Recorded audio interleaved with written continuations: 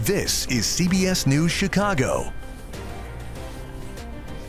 Topping your 10 at 10, a special hearing now underway with the renewed call for domestic violence reform in Illinois. For years, CBS News Chicago has investigated systemic failures that leave survivors at risk.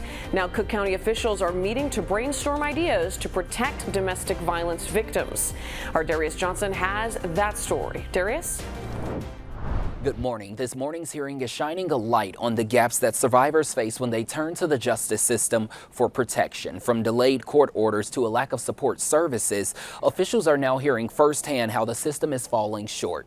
Among those sharing their stories this morning is survivor Sarah Brown. She says she was denied protection when she needed it most, and that failure often puts families at risk, sometimes with deadly consequences. Domestic-related homicides in Chicago are up nearly 35% this year. Advocates say survivors often struggle to get protective orders enforced or find resources in the courts. Many cases are moved into divorce or custody proceedings where there are no domestic violence advocates, no emergency services, and no formal court record. Commissioner Donna Miller, who will oversee the hearing, says she saw the flaws firsthand when helping a family member through the process. Now, the hearing is currently underway at the Cook County building and it is open to the public. Advocates are calling for stronger support in civil court, training for judges and court staff, and more transparency. We'll have more coming up later throughout the day. Reporting in the newsroom, I'm Darius Johnson, CBS News Chicago. Darius, thank you. Now let's get you caught up on some more stories making headlines across the city. If you're taking the CTA this morning, check out what happened at the Green Line station at Lake and Cicero. Chicago police say this SUV drove into the building right near the doors around 2 this morning. A traffic signal was knocked down as well. Police are now looking for that driver. No injuries reported. The search is on this morning for the person leaving hateful graffiti on buildings throughout Hyde Park. Police found stickers or graffiti, both with anti-Semitic phrases, on mailboxes, stop signs, and in lockers in these 5 locations. The offensive messages were reported last month. Officers are now investigating them as a hate crime. A popular convention set to open at Navy Pier in a week is abruptly canceled.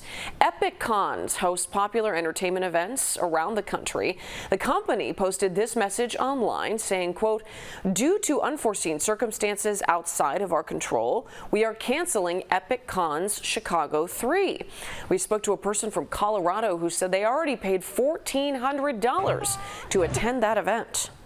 It's frustrating because they ran all of these sales in the last 2 weeks, and it was like, oh, so you weren't running sales for us, you were running sales to try and collect more money.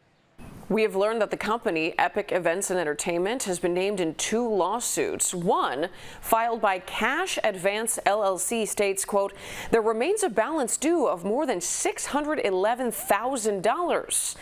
We here at CBS have not been able to reach the company for comment, but we're trying. Navy Pier says that it has not heard from the company either, and that they found out about the cancellation on social media. At this hour, dozens of Chicago police captains, lieutenants, sergeants, and detectives, as well as field officers, are being honored at Navy Pier for the annual graduation and promotion ceremony. A jury has found Stephen Montano guilty for shooting Chicago police officer Andres Vasquez Lasso to death. After 6 days of trial, the jury deliberated for 90 minutes before convicting Montano. Vasquez Lasso's family and his police family both say that justice was served. It is now up to the judge to decide if Montano should get a mandatory life sentence. They will be back in court for post-trial motions or sentencing September 3rd. Today, Amtrak and Illinois officials are celebrating Union Station's 100th anniversary. It was dubbed America's finest railroad terminal back in 1925. At 1 this afternoon, Amtrak will unveil a new art exhibition to mark that centennial and look ahead to that station's future. In the last few years, the station has seen $70 million in renovations and upgrades. Today is the start of some more street closures ahead of Lollapalooza. Jackson will be closed between Columbus and DuSable Lakeshore Drive. Next Monday, the closures really ramp up, shutting down most of the streets and sidewalks around the park. The 4-day festival kicks off next Thursday, July 31st. Here is a live look outside now. Very sunny out in Daly Plaza. We do want to warn you that while today feels okay, our temperatures should be climbing into dangerous levels within the next few days. Let's get those details now from meteorologist Mary Kay Kleist. Hi, Mary Kay.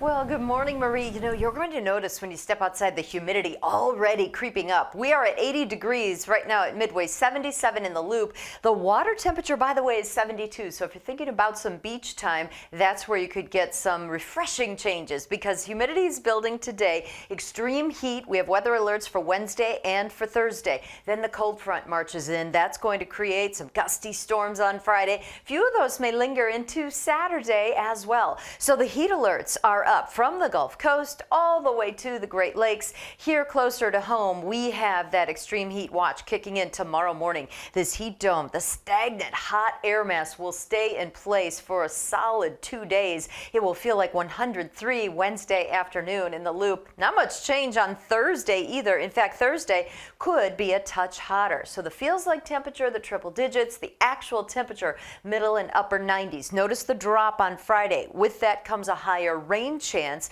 We're going to be monitoring this front as it comes in for Friday. It's going to slow down and kind of stall, turn stationary, kind of waver in place. That's why it's unsettled. And then it just sort of dissipates. So it never comes through as an actual cold front. So even though we're drying out for the second half of the weekend, we're still going to be at 92 degrees on the other side of it. So that front just brings us instability, not cool air. So more humid today, Marie, but as we get into Wednesday and Thursday, we activate weather alerts because of the dangerous heat, feeling as hot as 115 degrees. Oof, a scorcher. Thank you, Mary Kay.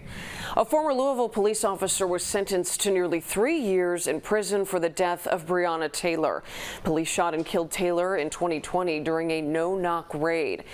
Hankison was convicted of using excessive force in the raid. The Justice Department has argued that he wasn't responsible for Taylor's death and says he fired 10 shots but did not hit anyone. Supporters say her death highlights the need for police reform. So we are grateful that he is at least going to prison and have to think for those 3 years about Briana Taylor and that her life mattered. The officer was the only police officer on that scene charged in Taylor's death and is the first person sentenced to prison in that case.